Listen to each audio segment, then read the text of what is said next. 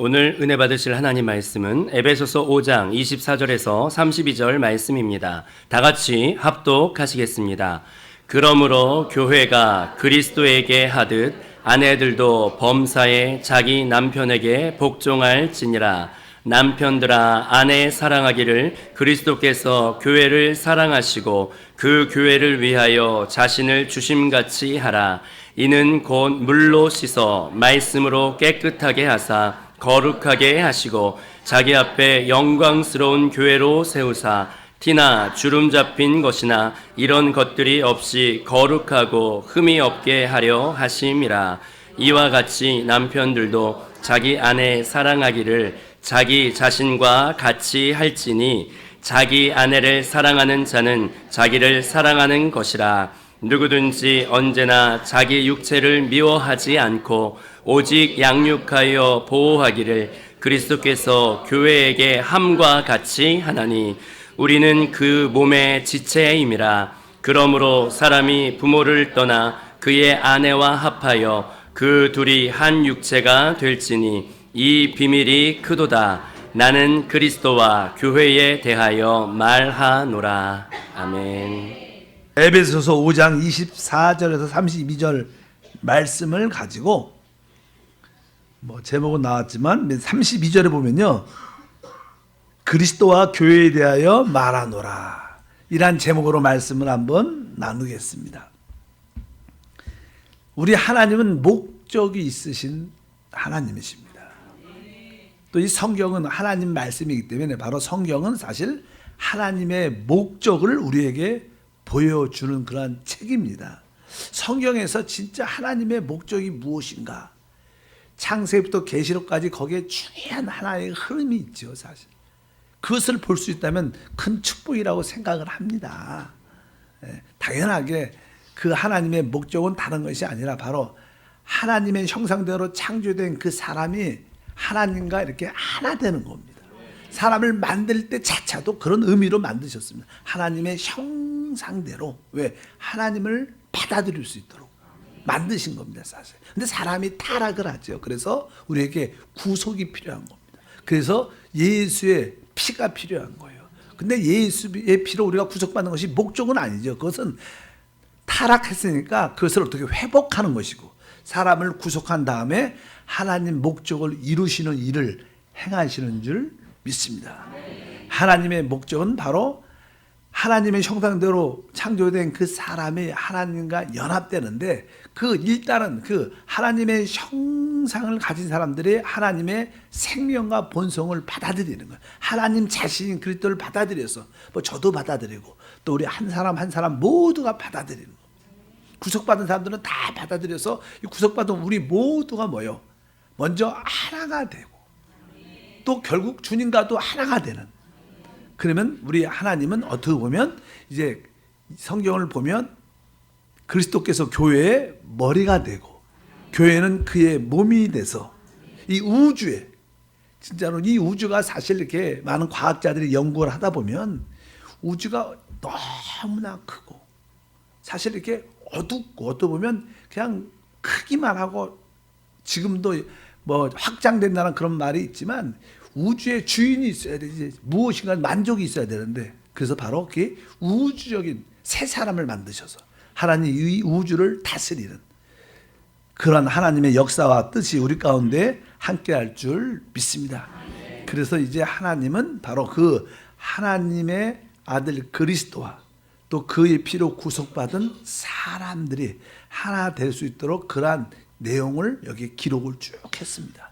결국 그 내용의 핵심은 바로 그리스도와 교회다. 오늘 사도 바울도 맨 마지막에 남편, 아내에 대한 설명을 쭉 하면서 그런 아내들은 남편에게 복종하고 남편은 아내를 바로 그리스도께서 교회를 위하여 자신을 목숨을 드린 것처럼 그렇게 사랑해야 된다. 이런 이야기를 하면서 결국 내가 하고 싶은 말은 바로 그리스도와 교회가 그런 관계다.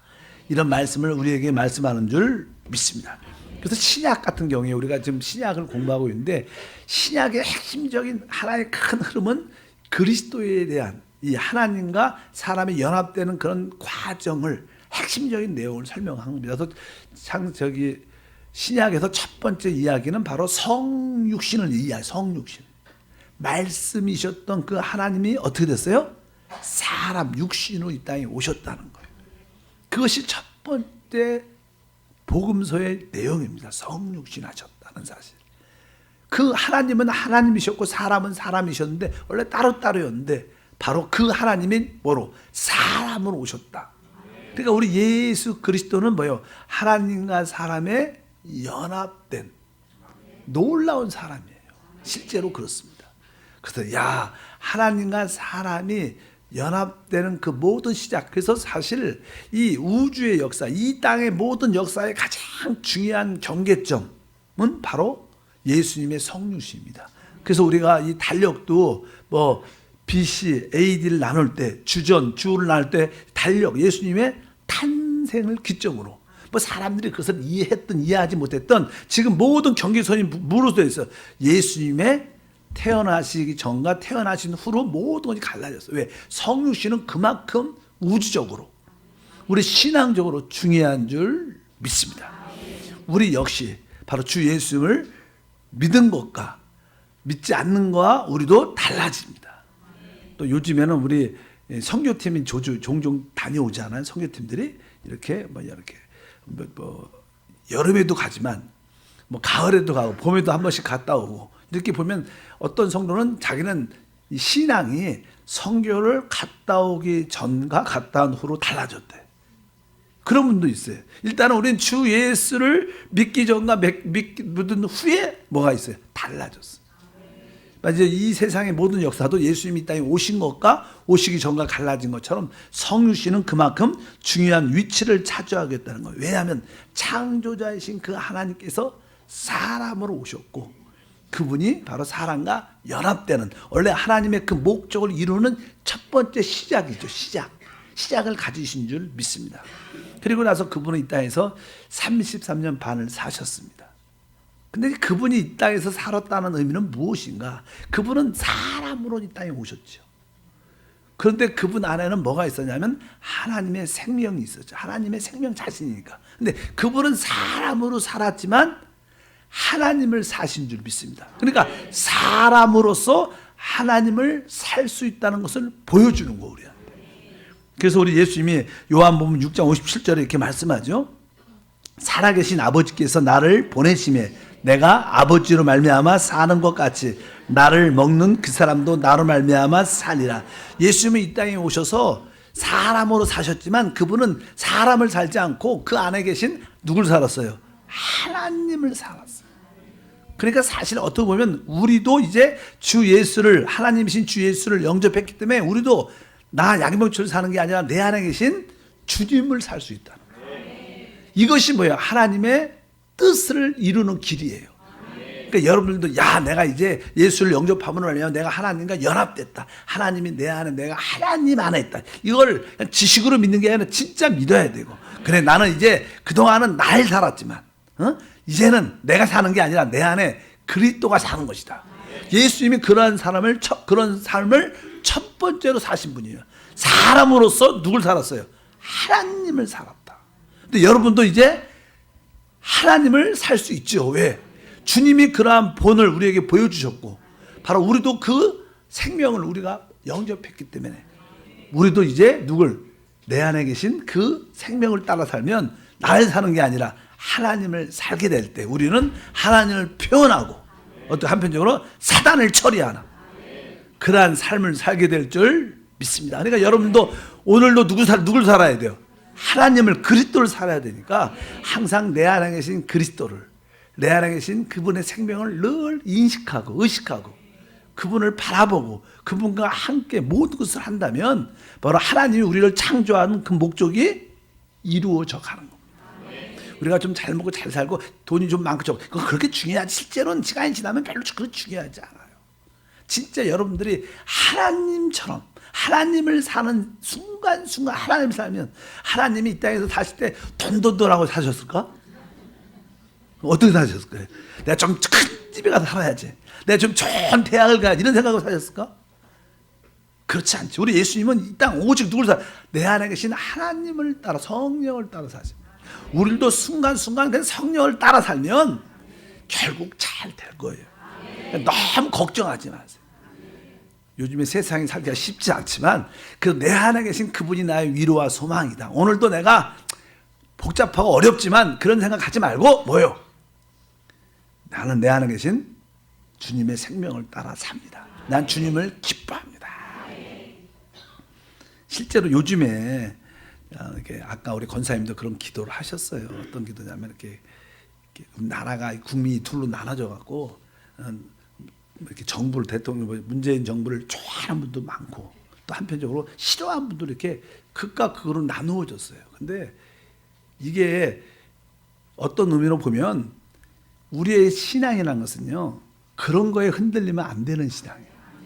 여러분 분명히 아셔야 돼요. 왜냐하면 그것은 하나의 어떠한 사상이에요. 사상. 늘 말하죠. 사상. 그러니까 여러분들이 내가 붙잡고 있는 그런 사상을 붙잡고 있으면 내 사상대로 안 되면 성질이 나요. 기분이 나빠. 모든 사람은 다 그래서요. 왜 기분 나빠? 내 뜻대로 안 되니까 기분이 나쁘고 또 내 뜻대로 되면 좋은 것 같지만 그것도 오래 가지 않아요. 그러니까 잠깐만 그러한 사상 그런 것을 잠깐만 가치관을 붙잡으면 여러분들의 신앙이 잘못 왜곡 나갈 수가 있어요. 이걸 아셔야 돼요. 다만 우리가 사는 이 땅 대한민국이 하나님 나라를 위하여 복음을 위하여 잘 될 수 있도록 여러분들이 대통령과 위정자들을 뜨겁게 기도하는 것이 중요한 거예요. 여러분들이 누굴 지지하고 안 지지 이것이 중요한 게 아니에요. 우리의 지지는 주 예수입니다. 그러한 사상에 붙잡히면 여러분들이 좋게 되면 와 좋아하는 사람이 있고 또 싫어하는 사람은 되게 기분이 나빠갖고 점점점 이게 나누어집니다. 그러니까 교회 안에서는 그런 정치적인 이야기는 진짜 의미가 없는 거예요. 분명히 사단한테 속지 마세요. 우리는 성령을 따라 주님을 간증하는. 야 오늘 말씀처럼 나 예수님이 이 땅에 오셔서 하나님을 살았구나. 오늘도 나는 누굴 살아요? 하나님을 살아야겠다. 내 안에 계신 예수를 살아야겠다. 그 예수를 서로 축복하고 나눠주고 살리고 회복하고 좀 더 어려운 사람에게 위로와 소망을 주고 천국 소망을 주는 그런 은혜가 있기를 바랍니다.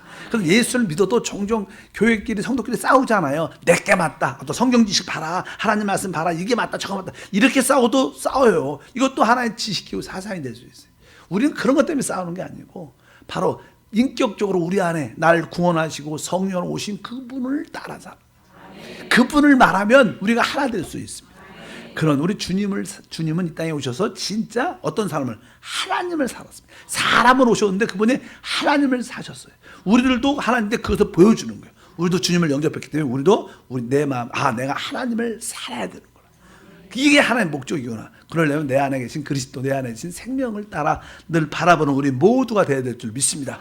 나도 내 안에 계신 하나님의 생명을 따라 살면 우리는 서로 이렇게 뭐예요? 하나가 돼가요. 진짜 하나가 돼가요. 세상은 하나가 안 되죠. 자꾸 나눠지잖아 이렇게. 근데 우리는 어떻게 하나님 안에서 하나가 될 때 바로 우리가 바로 그리스도의 몸으로 세워지는 거예요. 우주적인 성경을 보면요. 에베소서 1장 22절과 23절에 보면 또 만물을 그의 발 앞에 복종하게 하시고 그를 만물 위에 교회의 머리로 삼으셨느냐. 교회는 그의 몸이니 만물 안에서 만물을 충만케 하신 이의 충만이니라. 그러니까 교회는 그의 몸이니 만물 안에서 만물을 충만케 하시는 충만이라. 그러니까 이 하나님은 이 우주에 충만한 우주적인 새 사람. 예수님이 이 우주적으로 머리시고 우리는 그의 몸으로서 이 우주를 통치하는 충만한 그런 역사를 이룬다는 거예요. 그래서 하나님은 지금 바로 그러한 우주적인 사람, 사실 사람이 여러분 우리 하나님이 어떻게 생겼을까? 사람대로처럼 생겼어요. 왜? 하나님께서 우리가 우리의 형상과 우리의 모양대로 사람을 만들고 그러니까 외형적인 모습은 이 사람이 되게 아름다운 겁니다. 여러분들이 어떤 짐승이나 어떤 하는 걸 봐도요 사람만큼 아름다운 게 없어요. 자기가 마음이 상처받고 시험이 들어서 사람이 그렇게 안 보이지 사람을 자세히 보면 애기는 애기대로 그렇게 이렇게 어떻게 만들어질 수 있는가. 또 우리 좀 큰 아이들은 뭐 사춘기라 그래도 그렇지 조금 지나고 나면 보면 또 여러분 또 나이대로 또 나이가 들면 나이가 들은 대로 참 사람이 진짜 아름답습니다. 왜? 하나님의 모습이니까. 그 사람 이게 생긴 것 같고 이렇게 이쁘다 안 이쁘다 이런 얘기하면 안 됩니다. 왜? 그래서 뭐예요? 하나님의 작품을 섭섭하게 말하는 거니까. 그렇게 절대로 그런 얘기는 하지 마시고 어찌하든지 하나님은 이 우주적인 세 사람, 예수님이 우주적인 세 사람의 머리고 우리 모두는 서로 연결된 그분의 몸이 돼서 이 우주를 충만케 하는, 새롭게 하는, 지금 우주가 텅 비고 공허한 것처럼 보이지만 결국 주님의 뜻이 완성될 때는 우주가 아름답게 될 거예요. 우리가 통치하는 멋진 우주가 될 것을 믿습니다. 그래서 이제 그렇게 말하고요. 또 신약에 보면 이제는 주님이 점점점 계시가 진해지면서 이제는 신랑과 신부에 대한 말을 해요. 결국 그냥 요한복음 3장 29절에 말하죠. 침례 요한이 이렇게 말합니다. 신부를 취하는 자는 신랑이나 서서 신랑의 음성을 듣는 친구가 크게 기뻐하나니 난 이러한 기쁨으로 충만하였더라. 그러니까 신부를 취하는 자는 누구예요? 신랑이다. 바로 신랑이 바로 그리스도 예수고 우리는 뭐예요? 신부, 그의 신부. 그러니까 여기 보면 신랑과 신부에 대한, 그래서 주님은 바로 이 땅에 우리 사랑과 결혼하기 위해서 사람을 오신 거예요. 뭐 예수님도 하나님도 우리를 사랑하신단 말이에요. 근데 우리하고 영적인 하나가 되시기 원하시는데 그러면 그분도 어떻게 우리를 신부를 받으려면 그분도 어떻게 신랑으로 사람으로 오셔야 돼요. 그래서 그분이 사람으로 오신 거예요. 그래서 이 사랑과 함께 영적으로 이렇게 큰 결혼을 하죠. 로맨스죠. 그러니까 어떤 아가서 같은 것은 바로 하나님과의 사람의 그 뭐예요? 로맨스를 설명하는 거예요. 이 땅에도 우리 남녀의 사랑이 있잖아. 그 사랑이 가장 좋을 때, 행복할 때 이런 모습의 느낌은 앞으로 우리가 주님이 우리를 사랑할 때 서로 느끼는 최고의 감정이고 기쁨인 줄 믿습니다. 그런 것을 이렇게 맛보게 하는 겁니다. 나중에 우리 주님한테 그러한 최고의 축복을 갖게 될 줄 믿습니다. 그래서 결국 성경 마지막에는 주님과의 혼인잔치가 있는 거예요. 사랑의 최고 역사. 그러니까 계시록 19장 7절에 우리가 즐거워하고 크게 기뻐하여 그에게 영광을 돌리세 어린 양의 혼인 기약이 이르렀고 그의 아내가 자신을 준비하였으므로 어린 양의 혼인잔치. 우리 주 예수님의 혼인잔치가 있는데 뭐 결혼하려면 신부가 있어야 될 거 아니야? 지금 우리는 뭐예요? 지금 신부로 준비되고 있는 거예요. 영적으로 거듭나고 우리의 생각과 감정과 의지가 한때는 다 생각이 삐뚤어지고 감정이 잘못되어 있었는데 이제 그 감정도 다 치유받고 씻겨지면서 그리스도의 생각과 그리스도의 마음을 갖게 되는 그렇게 점점점 우리가 어떻게 변화돼서 그리스도와 같은 레벨이 딱 맞는. 뭐 종종 이런 이야기잖아요. 어떤 신부는 신랑은 자기 신부를 택할 때 자기 수준에 어떻게 맞는 사람을 택하죠. 그리스도께서 우리를 신부로 삼으려면 우리를 어떻게 수준을 높여주셔야 돼요. 그래서 계속 여러분을 어떻게 점점 수준을 주님과 동일하게 만들어서 그분의 아내로 취하는 신부로 취하는 그런 역사를 지금 우리 주님은 끊임없이 시간이 오래 걸리는 것 같지만 우리 주님은 그렇게 조급하지 않습니다. 그분은 하루가 첫날을 갖고 첫날이 하루 같기 때문에 그냥 왜 안 오십니까? 하나님은 주님은 다 그렇게 하시니까 천년이 그분에게 하루밖에 안 되는데 그러니까 뭐 우리는 뭐 주님은 천년이나 지났는데 그러면 야 내게는 하루밖에 안 된다. 조금 기다려라. 이틀만 더 기다리라 그러면 2000년이.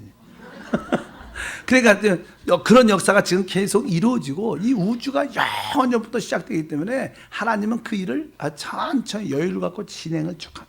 우리가 좀 급해서 그렇지. 좀 너무 급하지 말고 조금만 참으시면 놀란 역사가 일어날 것이고 마지막 계시록 22장 17절 마지막 17절에 이거 뭐라 했어요? 계시록에 보니까 성령과 신부가 말씀하시길. 여기는 뭐라 그래요? 성령과 신부가 이렇게 말해요. 성령과 신부. 이제 뭐예요? 사실 이 성령이 누구예요? 신랑이신 그리스도죠. 처음에는 이렇게 따로따로 있다가 마지막 계시록은 뭐예요? 성령과 신부가 같이 말해요. 결혼도 했고 같이 말하는 거죠. 전에는 여기 계시록 앞에는 결혼하기 바로 전에는 결혼 혼인잔치가 이르고 저기는 뭐예요? 성령이 교회에게 하시는 말씀을 들을지어다 이렇게 말하지만 이제는 뭐예요? 성령과 신부가 같이 결혼 한 몸이 영적으로 하나가 됐기 때문에 같이 말하는 거. 성령과 신부가 말씀하시길 이렇게 말씀하는 줄 믿습니다. 그리고 결국 그 주님과 우리 구속받고 우리가 변화된 우리 모두가 한 몸 된 우리가 주님과 결혼돼 갖고 하나가 딱 됐을 때 그것을 성경에서는 새 예루살렘 이렇게 성경은 사실 신약은 끝나요. 그래서 그냥 계시록의 21장 9절과 10절을 보니까 일곱째 대접을 가지고 마지막 일곱째 양을 담은 일곱 천사 중 하나가 나와서 내게 말하여 이르되 이리 오라. 내가 신부 곧 어린 양의 아내를 내게 보이리라 하고 성령으로 나를 데리고 크고 높은 산으로 올라가 하나님께로부터 하늘에서 내려오는 거룩한 성 새 예루살렘을 보이니. 그러니까 내가 신부 곧 어린 양의 아내를 보여주겠다 그러면서 하나님께로부터 하늘에서 내려오는 뭐요? 거룩한 성 예루살렘. 그러니까 그 새 예루살렘이 뭐요? 그리스도의 신부고 어린 양이라. 그러니까 새 예루살렘은 바로 사람으로 지어진, 변화된 사람으로 지어진 하나님의 영적인 집이에요. 영적인 집이니까 사람은 변화된 사람으로 지어진 영적인 하나님의 집. 우리 모두가 서로 변화됐고 우리가 서로 하나, 우리도 하나 돼 있고 그 가운데 또 우리가 하나님과 하나 되는 삼일체 하나 됨. 우리가 보통 우리도 삼일체 하나님이 한 분이라는 거예요. 하나가 됐다는 거예요. 그런 것처럼 바로 우리들도 주님과도 하나 되는, 그것이 하나님의 어떠한 성경의 목적을 가셨고 그 목적을 이루시는 그런 가정 가운데 우리 가운데 있는 줄 믿습니다. 그래서 신약은 그렇게 뭐 성육신 이런 말씀, 그 맨 끝에 하나님과 사람이 결국 어떻게 연합돼서 하나님의 신부로 아내로 세워지는 그런 과정들. 그러니까 신약은 결론은 이렇게 성취가 되지만 구약의 이야기는 이런 것을 다 하나의 그림으로 예표로 우리에게 보여주는 거예요. 구약의 성경은 다른 것이 아니라 그리스도와 교회에 대한 하나의 그림자, 앞으로 이렇게 될 것이다, 이런 예언의 말씀입니다. 보통 우리가 구약하면 예언의 말씀, 그래서 앞으로 이스라엘이 어떻게 될 것을 예언했다, 앞으로 교회가 어떻게 될 것을 예언했다, 세상이 어떻게 될 것을 다 예언해놨죠. 예언. 그러나 사실 구약의 핵심적인 어떤 예언이 주된 것이 아니라 바로 거기에 그리스도와 교회를 예언한 것이 핵심인 것을 알아야 돼요. 그래서 구약의 모든 성경의 핵심은 뭐 앞으로 이스라엘과 교회와 이 세상의 예언도 기록되어 있지만 더 중요한 예언은 뭐예요? 그리스도에 대한 예언. 그분이 어떠한 분일 것이고 교회가 어떻게 생길 것이고, 그런 예언이 성경의 핵심적인 것을 우리가 알아야 진짜 하나님의 목적을 아는 믿음의 사람이 될 줄 믿습니다. 그래서 구약에 보면 이제는 우리 그리스도가 어떻게 예언되어 있는가, 그리스도가 어떻게 예언되는가.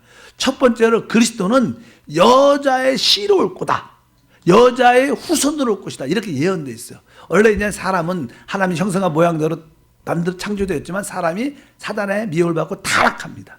영원한 멸망 가운데 있을 수밖에 없어요. 그래서 이 영원한 멸망에서 우리를 구원해 줘야 되는데 이 영원한 멸망을 일으킨 누가 있어요? 뱀이 있어요. 그래서 이 뱀을 끝내야 돼요. 주님이 우리를 타락시키는 그 뱀도 끝내야 돼요. 우리를 구속해야 될 줄 믿습니다.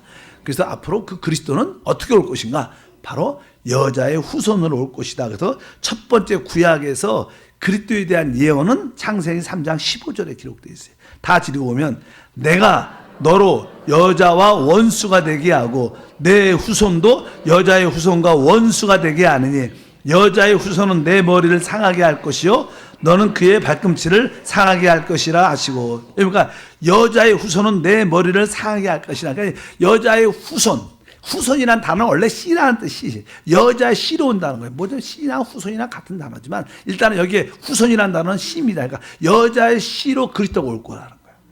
여자의 후손, 이게 무슨 뜻일까? 이 사람은 다 타락한 아담이 타락한 이후 모든 사람이 태어났죠. 그래서 아담이 타락할 때 모든 사람이 같이 그 안에서, 그 몸 안에서, 씨 안에서 같이 타락을 했습니다. 그래서 사람들은 다 아담의 씨로 태어났어요. 어떻게 보면 이 남자의 씨로 태어났죠. 근데 여기 보면 그래서 우리는 죄를 다 상속받죠. 유전받죠, 죄를. 그런데 오늘 주님께서 여자의 후손으로 온다는 것은 그분이 죄 없이 이 땅에 오신다는 거예요. 그렇지 않으면 우리를 구속할 수 없죠. 그래서 그 여자의 후손으로 그리스도가 오셔서 뱀의 머리를 깨트릴 것이고 그 뱀은 그의 발꿈치를 상하게 할 것이다. 만 십자가에서 그리스도를 죽이게 하겠지만 우리 주님 뭐예요? 부활의 역사가 있으니까 저 사단의 머리를 깨뜨릴 거라고 주님께서 말씀하신 줄 믿습니다. 그래서 이 만유의 모든 인류 가운데 오직 여자의 씨로 후손으로 오신 분은 예수 그리스도밖에 없어요. 그분은 뭐예요? 그분이 죄 없이 태어났다는 거예요. 그분은 이 땅에 뭐예요? 죄 없는 육신을 가지셨어요. 믿으시면 아멘. 그래서 우리를 어떻게 구속할 수 있는 길이 열리게 된 줄 믿습니다. 그런 하나의 예언이죠. 앞으로 여자의 후손이 올 것이다. 근데 그 여자의 후손이 약속이 예언이 이루어졌어요. 그래서 갈라디아서 4장 4절에 그렇게 말하죠. 때가 참에 하나님이 그 아들을 보내사 이렇게 써 있어요. 여자에게 나게 하시고 이렇게 말했어요. 그게 하나님의 이 예언의 말씀이 드디어 어떻게 했어요? 이루어져서 바로 우리가 그 여자는 바로 다른 것이 아니라 바로 마리아를 통해서 마리아의 순종을 통해서 예수님이 잉태되고 이 땅에 출생해서 바로 하나님의 아들로 태어난 놀라운 축복이 함께할 줄 믿습니다. 그래서 보라 처녀가 잉태의 아들을 낳을 것이요 그의 이름은 임마누엘이라 하리라 이렇게 말씀한 예언의 시가 이루어졌습니다. 또 구약에 보면 그냥 그리스도에 대한 예언의 말씀들이 많아요. 그러니까 여러분들이 우리 그리스도가 누구신가? 여자의 후손으로 오셔서 뱀의 머리를 깨뜨리신 분. 바로 우리를 어떻게 그의 피로 우리를 구속하신 분. 여러분들 날마다 고백. 내가 예수 그리스도가 바로 여자의 후손으로 뱀의 머리를 깨뜨리셨기 때문에 나도 역시 죄에서뿐만 아니라 사단에서 벗어난 은혜와 축복을 받았다. 이런 고백을 하시길 바랍니다. 두 번째는 이 그리스도는 아브라함의 후손, 아브라함의 씨로 오실 것이다. 이렇게 말씀을 합니다. 우리 창세기 22장 18절에 보면 이제 우리 주님께서 아브라함에게 다시 한번 약속해 주는 말씀입니다. 보니까 또 내 씨로 말미암아 천하 만민이 복을 받으리니 이는 내가 나의 말을 준행하였음이니라 하셨다 하니라. 그래서 우리 주님께서 아브라함에게 내 씨로 말미암아 모든 만민이 복을 받을 것이다. 이 약속이 다음에 아브라함의 아들이었던 이삭에게도 우리 하나님이 다시 한번 내 씨로 말미암아 만민이 복을 받을 것이다. 만민이 또 야곱한테 그 아들 야곱한테 또 하나님 다시 내 씨로 말미암아 복을 받을 것이다. 그 씨가 누구냐? 바로 예수 그리스도십니다. 그래서 그 족보를 나오죠. 마태복음 보면 족보가 쭉 나오는데 누굴 태어나는 거예요? 그 씨를 통해서 그리스도 바로 그분이 이렇게 예언되는데 드디어 그분이 태어나신 줄 믿습니다. 그분은 한편적으로 뭐예요? 아브라함의 씨로 오셔서 우리에게 복을 주시는 분이죠. 믿음으로 뭘 받아요? 구원을 받는. 믿음으로 하나님의 아들이 되는. 그런 최고의 복을 받는, 영생의 복을 받는 최고의 축복이 바로 아브라함의 씨로 오신 그리스도이신 줄 믿습니다. 그리고 나서 또 하나의 세 가지 씨가 있어요. 하나는 마지막은 다윗의 씨라 그래요. 다윗의 씨. 그 여자의 씨, 아브라함의 씨 누구 씨예요? 다윗의 씨로, 다윗의 씨로. 그래서 다윗의 씨로 성경은 쭉 말씀하죠. 우리 주님께서 이제는 그 다윗의 씨로 오신 그가 이 땅에 하나님 나라를 세울 것이다. 이렇게 말씀을 합니다. 우리 한번 다 같이 사무엘상 하죠. 사무엘 하 7장 12절부터 13절 읽어보면 이제 우리 하나님께서 말씀합니다. 이제 다윗에게 말하죠. 내 수완이 차서 내 조상들과 함께 누울 때 내가 내 몸에서 내 씨를 내 뒤에 세워 그의 나라를 견고하게 하리라. 그는 내 이름을 위하여 집을 건축할 것이요 나는 그의 왕위를 영원히 견고하게 하리라. 이것은 다윗이 솔로몬한테 하시는 말씀은 사실 아니에요. 솔로몬이 사실 이런 일을 이루지만 사실 다윗의 씨로 오시는 누구? 예수 그리스도를 통해서 하나님의 나라가 영원히 세워질 것이다. 이런 얘기. 이것이 바로 하나의 구약의 예언들인데 이 예언의 핵심이 누구냐? 바로 그리스도에 대한 예언이다. 그래서 우리는 여자의 후손으로 오셔서 나의 죄뿐만 아니라 바로 사단을 끝내신 분이구나. 아브라함의 씨로 오셔서 우리에게 영원한 축복을 주시는 분, 영생의 복을 주시는 분, 믿음으로 말미암아 다윗을 통해서 우리에게 하나님 나라를 갖게 하는 놀라운 그러한 역사가 예수 그리스도를 통해서 우리 모두에게 주어진 줄 믿습니다. 한 가지 더하면 이제는 이 그분이 예언된 하나님의 그 이름이 뭐냐? 우리가 너무나 잘 아는 오늘 나오죠. 임마누엘이라는 거. 임마누엘. 성경은 이렇게 써 있다. 이사야 7장 14절 읽어보니까 구약의 예언의 결론이 그러므로 주께서 친히 징조를 너에게 주실 것이라. 보라 처녀가 잉태하여 아들을 낳을 것이요 그의 이름은 임마누엘이라 하리라. 원래는 임마누엘, 엘은 하나님이라는 뜻이고 또 여기는 사람이 함께 하시다 이런 뜻입니다. 그러니까 하나님이 사람과 어떻게 함께 한다. 이건 뭐예요? 하나님이 사람과 함께 한다는 것은 아까 말씀드린 것처럼 바로 우리와 이렇게 함께 한다 이런 의미보다는 바로 하나님과 우리가 이렇게 연합된다. 하나 된다. 바로 하나님의 창조의 목적이 뭐예요? 하나님의 목적이 뭐예요? 하나님이 하나님의 형상대로 창조된 사람과 하나 되는 것. 연합되는 것이 하나님의 목적을 갖는데 바로 그 이름이 뭐예요? 임마누엘. 그러니까 임마누엘은 뭐예요? 하나님의 사랑과 함께 연합되는 그러한 예언의 말씀이 바로 예수님이 땅에 오셨을 때 그분이 뭐예요? 임마누엘이죠. 왜? 그분이 사람이시지만 그분이 뭐예요? 하나님으로 오셨습니다. 하나님과 사람의 연합된 하나의 실제가 바로 예수님이셨습니다.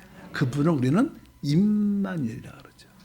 바로 그 임마누엘 하나님이 우리 가운데도 계시고 우리도 그 임마누엘이라는 놀라운 축복이 우리 가운데 함께할 줄 믿습니다. 구약의 핵심적인 내용은 계속 그리스도에 대한 계시, 또 한편에서 교회에 대한 계시인데 그리스도에 대한 계시 한 가지가 더 있어요. 이사야 9장 6절 아주 특이한 말씀입니다. 읽어보면 이는 한 아기가 우리에게 낳고 한 아들을 우리에게 주신 바 되었는데 여기 보면 이렇게 처음에는 뭐예요? 한 아기가 우리에게 낳았다. 그리고 또 누구예요? 한 아들을 우리에게 주신 바 되었는데 쓰고 쭉 읽어보니까 그의 어깨에는 정사를 메었고 그의 이름은 기묘자라 모사라 전능하신 하나님이라 영존하신 아버지라 평강의 왕이라 할 것임이라. 뒤에 보면 이렇게 이는 한 아기를 우리에게 주시는데 그 아기가 사실 뒤에 보면 전능하신 하나님이라는 뜻이에요. 그 아들을 주셨는데 그 아들이 영존하신 아버지라는 거예요. 그러니까 그 아이가 전능하신 누구예요? 하나님이고 그 아들은 영존하신 아버지라는 거예요. 사실 그 아기로 태어나신 그분이 사실은 전능하신 하나님이요. 바로 우리의 아버지 근원이시죠. 그분이 사람이 되려고 그런 과정을 겪으신 거예요. 그분도 바로 이러한 역사를 이루신 줄 믿습니다. 이러한 말씀들은 다 누굴 말해요? 바로 예수 그리스도가 그런 분이라는 거예요. 그런 분이 아기로 태어났을 때, 야, 이분이 전능하신 하나님이구나. 그분이 아들이, 하나님의 아들이라고 말하는 것은 이분이 뭐예요? 바로 영원하신 우리의 아버지가 이분이시구나. 그분은 바로 이러한 놀라운 분이라는 것을 구약에서는 예언을 하죠. 서양 사람들은 이런 말하면 말도 안 되는 소리 한다. 그렇게 말. 왜? 그들은 영적인 세계를 알지 못합니다. 또 하나님 계시를 알지 못합니다. 그들이 우리가 그런 말해도 알지 못해도 중요한 건 이건 참된 사실이고 하나님의 말씀이 하나님의 뜻인 줄 믿습니다. 그리고 한 가지 미가서 5장 2절에 그분의 우리 하나님의 근본이 어딘가를 설명해요. 또 근본이 어디야 이렇게 말하면 모르겠지만 읽어보면 여기 써 있어요. 베들레헴 에브라다야 너는 유다 족속 중에 작을지라도 이스라엘의 다스릴 자가 내게서 내게 올 것이라. 그의 근본은 상고의 영원에 있느니라. 우리 하나님의 아들 예수 그리스도의 근본은 영원 태초 영원전에 있는 하나님. 그래서 그분만이 모든 것의 근원이고 근본이 되시는 줄 믿습니다. 예수님이 이 땅에 오셔서 그냥 바리새인들과 그냥 대화를 하고 바리새인들이 많은 질문하죠. 예수님을 시험할 때마다 예수님이 뭐 가이사 것은 가이사에게, 하나님 것은 하나님께 놀라운 질문들을 다 대답을 완전하게 하시니까 모든 사람들이 놀랐어요. 너희가 나한테 질문 다 했느냐? 그럼 나도 너희에게 한 가지 질문하겠다. 그러면서 우리 주님이 그 바리새인들에게 한 가지 질문해요. 너희는 그리스도에 대해서 어떻게 생각하느냐? 인생에서 진짜 가장 중요한 질문은 그리스도가 누군가? 여기에 대한 질문이 진짜 중요해요. 우리 주님이 그걸 안 가지고 다른 바리새인들과 사두개인들은 다른 질문을 정치적인 질문 많은 질문을 많이 했죠. 근데 우리 주님은 너희가 질문을 다 했다. 그래 나도 너에게 질문을 하나 하겠다. 너희는 그리스도에 대해서 어떻게 생각하느냐? 그리스도가 누구 자손이냐? 이렇게 물어봐요. 그래서 여러분들이 알아야 될 것은 그리스도에 대한 확실한 것을 알아야 돼요. 그러면서 그리스도가 누구의 자손이냐? 그러니까 성경이 뭐라 써요? 다윗의 자손입니다. 다윗의 씨로 왔습니다. 다윗의 후손입니다. 말해요. 그래 성경은 그렇게 되어 있는데 다윗이 성령이 충만할 때 그가 하나님께 기도할 때 이 그리스도에 대해서 그리스도가 누구예요? 다윗의 씨 그러니까 뭐 아들로 자기의 후손으로 온다는 거예요. 근데 그가 성령이 충만할 때 어떻게 자기의 후손한테 주여 그리스도라고 부를 수 있겠느냐? 이렇게 질문해요. 그러니까 이게 성령이 충만하니까 사실 이분은 뭐예요? 다윗의 후손이지만 그분은 원래 근본 태초부터 원래 계신 분이에요. 그러니까 다윗이 그분이 주님인 것을 알았지. 성령 충만하니까 그의 씨로 오시지만 그분은 사실은 뭐예요? 근본인 하나님이시라는 거예요. 그래서 그분을 우리 주님을 주여라고 부릅니다. 어떻게 자기 후손한테 주님이라고 부를 수 있는가? 왜 그런가? 이렇게 질문하시니까 아무도 대답을 못하죠. 왜? 그리스도에 대한 이해가 없는 거예요. 그리스도는 육신적으로는 다윗의 씨로 후손으로 오지만 그분의 근본은 뭐예요? 영원전에 계신 원래 하나님. 그분이 주의 뿌리이시죠. 그러니까 다윗 씨로 왔지만 다윗은 그분을 주라고 불렀다. 그렇게 질문을 하는 겁니다. 그러니까 여러분들도 이 주님에 대해서 확실해야 돼요. 그분은 아들이신 하나님이시지만 그분은 전능하시고 우리의 영존하신 아버지이시라. 확실히 아시라. 그분이 바로 우리를 구원하신 줄 믿습니다. 그래서 그분이 그냥 예수에 대한 그리스도에 대한 여러 개혁이 많죠. 근데 한가 말했죠. 그리스도와 또 하나의 성경에 계시는 교회이죠. 교회. 그래서 우리가 이 교회가 무엇인가 알아야 돼요. 교회. 뭐 교회는 짧게 말하면 교회는요. 그냥 구약에 보면 그냥 아담에서 통해서 하가 만들어져요. 그러니까 교회는 아담에게서 나온 것만 하가 될 수 있는 거예요. 교회라는 것은 바로 아담에게서 나온 것만이 하가 되는 것처럼 그리스도에게서 나온 것만이 뭐가 돼요? 교회입니다. 그러니까 우리가 교회라는 것은요, 우리가 영 안에 있을 때만 교회가 되는 거예요. 근데 육신대로 살면 이건 하나님께 나온 게 이건 타락해서 나온 거죠. 영 안에 있을 때, 그 하나님의 생명을 따라 살 때 여러분 교회를 그리스도와 사실 연결되어 있는 거예요. 그게 참된 교회의 실제인 줄 모습인 줄 믿습니다. 그래서 우리 창세기에 대한 이야기가 나오죠. 창세기 2장 21절부터 읽어보니까 야외 하나님이 아담을 깊이 잠들게 하시니 잠들 때 그가 갈빗대 하나를 취하여 살로 대신 채우시고 야외 하나님이 아담에게 취하신 그 갈빗대를 여자로 만드시고 그를 아담에게 이끌어 오시니 아담이 이르되 이는 내 뼈 중에 뼈요 살 중에 살이라 이것을 남자에게 취하였은즉 여자라 부르리라 하니라. 이러므로 남자가 부모를 떠나 그의 아내와 합하여 둘이 한 몸을 이룰지로다. 이렇게 말씀하죠. 그러니까 이게 내 뼈 중에 뼈, 내 살 중에 살이다. 그러니까 그리스도와 교회는 사실 하나예요. 하나. 그래서 여기 맨 끝에도 뭐예요? 그 아내와 합하여 둘이 한 몸. 결국 우리는 그리스도와 뭐가 되는 거예요? 한 몸. 그것을 우리가 교회에서는 그것을 교회 생활이라고 말하고 그리스도와 한 몸 된 생활을 또 새 예루살렘이라고 말하는 거예요. 내가 그리스도와 한 몸. 그러니까 여러분 안에 그리스도와 내가 한 몸이구나, 하나구나. 그 인식을 계속 갖고 있으면 생명의 역사, 축복의 역사, 다른 거 구하지 않아도요. 그분이 다 알아서 하셔요. 근데 자꾸만 주님이 여러 가지 다른 걸 생각하면 우리 주님은 그냥 놔둡니다. 내가 하고 싶은 대로 해봐라. 나중에 가보십시오. 하나도 안 됩니다. 진짜 아무도 안 돼. 우리는 그분이 하지 않는 거를 하면 다 안 됩니다. 왜? 그 교회라는 것은 그분에 속한 것만 그분 거예요. 그러니까 우리는 그분을 따라 살면 그분이 우리 삶 가운데 진짜 영원히 잘 되고 범사 잘 되고 강건한 축복 가운데 있게 되는 것이 하나님의 뜻인 것을 꼭 기억하시기를 바랍니다. 그래서 이제 아까 성경 말씀에 맨 끝에 써 있죠. 내가 그리스도와 교회에 대해서 말한다. 이런 것은 바로 그러한 하나의 큰 흐름이다. 그리고 한 가지 더하면 시편 22편 22절에 교회는 무엇인가? 교회는 이렇게 써 있습니다. 내가 주의 이름을 형제에게 선포하고 회중 가운데 주를 찬송하리라. 예수님이 이 부활하신 다음에 첫 번째, 그 전까지는 제자라고 말했어요. 제자라고. 보통 제자들은 12제자인데. 근데 부활하시고 나선 이제 뭐라 그래요? 형제라고 말해요.